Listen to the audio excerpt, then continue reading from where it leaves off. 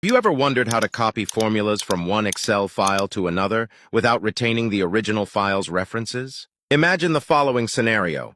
We have a file called Products 2022 with 2 sheets. The Prices sheet contains formulas referencing the master sheet. Now, we want to copy the Prices sheet to another file named Products 2023. In Products 2023, there's also a master sheet with updated values for 2023. However, here is the problem. When we copied our worksheet, look at what happened with the formulas. Instead of referencing our new master sheet, they are still referencing the old master sheet from the other workbook. Now, this isn't what we want, right? We want our formulas to reference the new master sheet to ensure that the correct prices are shown. Well, here is what you can do to fix this in seconds. Simply click on Data, then select Edit Links. In this section, change the source to the Products 2023 file.